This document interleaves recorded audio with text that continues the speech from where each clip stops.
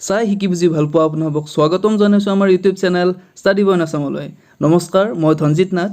আজিৰ ভিডিঅ'ত আপোনালোকলৈ আগবঢ়াম বিশ্বতাক সৃষ্টিকাৰী কৰোনা মহামাৰী বিষয়ক কেইটামান প্ৰিভিয়াছ কম্পিটিটিভ এক্সামত আহি যোৱা প্ৰশ্নোত্তৰৰ শিতান। তো কোনো পলম নকৰি বলক আমি ভিডিঅ'টোৰ মাজলৈ আগবাঢ়োঁ। প্ৰথম কুৱেশ্যন, 2019 চনত ক'ত বিশ্বৰ প্ৰথমটো কৰোনা ৰোগী চিনাক্ত হৈছিল? ইয়াত চাৰিটা অপশ্যন আছে। তাৰ ভিতৰত শুদ্ধ উত্তৰটো হ'ব ওৱান চীন। চীন দেশৰ ওৱান চিটিত। দ্বিতীয় প্ৰশ্ন, ভাৰত চৰকাৰে বিদেশত থকা ভাৰতীয়ক আনিবৰ বাবে আৰম্ভ কৰা অভিযানটিৰ নাম কি আছিল? ইয়াৰ শুদ্ধ উত্তৰ হৈছে Vande Bharat mission. 3 number question, COVID-19 লগত মোকাবিলা কৰিবলৈ কোন ৰাজ্যই ব্ৰেক দ্য চেইন মিছন আৰম্ভ কৰিছিল? ইয়াতে চাৰিটা অপশ্যন আছে। উত্তৰ প্ৰদেশ, কেৰালা, গুজৰাট, মধ্যপ্ৰদেশ। ইয়াৰ শুদ্ধ উত্তৰটি হৈছে কেৰালা। 4 নম্বৰ কুৱেশ্যন, কোন ৰাজ্যত কিল কৰোনা মিছন আৰম্ভ কৰিছিল? ইয়াৰ শুদ্ধ উত্তৰ হৈছে মধ্যপ্ৰদেশ। পৰৱৰ্তী কুৱেশ্যন, ক'ভিড শব্দটোত ডি মানে কি বুজা যায়? ইয়াৰে চাৰিটা অপশ্যন আছে। ডিপাৰ্টমেণ্ট, ডেফিচিয়েঞ্চি, ডিজিজ আৰু ডিজায়াৰ। ইয়াৰ শুদ্ধ উত্তৰ হৈছে ডিজিজ। নেক্সট কুৱেশ্যন, 18 জুন 2020 তাৰিখে ক'ত মাস্ক দিৱস পালন কৰা হৈছিল? ইয়াৰ শুদ্ধ উত্তৰ হৈছে কৰ্ণাটকা।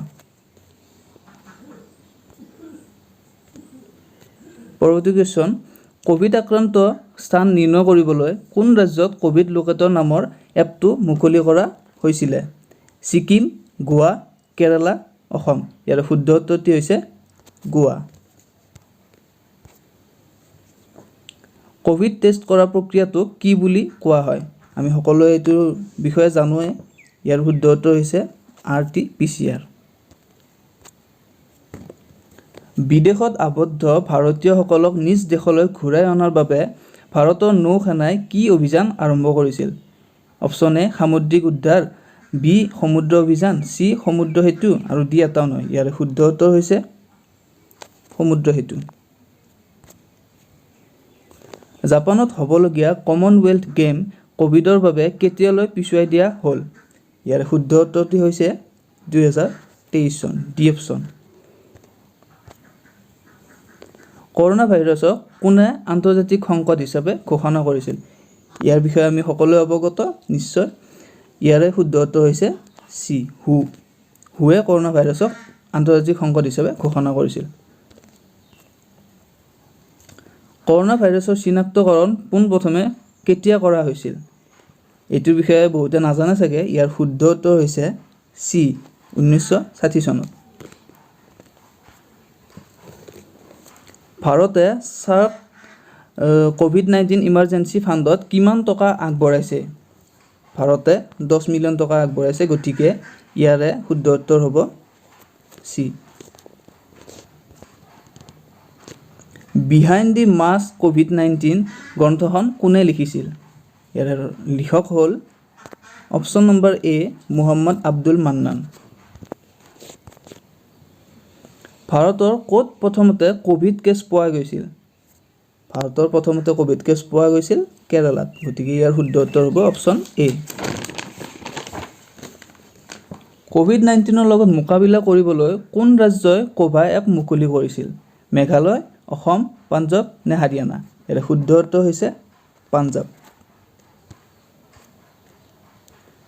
COVID-19 শব্দৰ যিটো VI আছে, VIৰ অৰ্থ কি?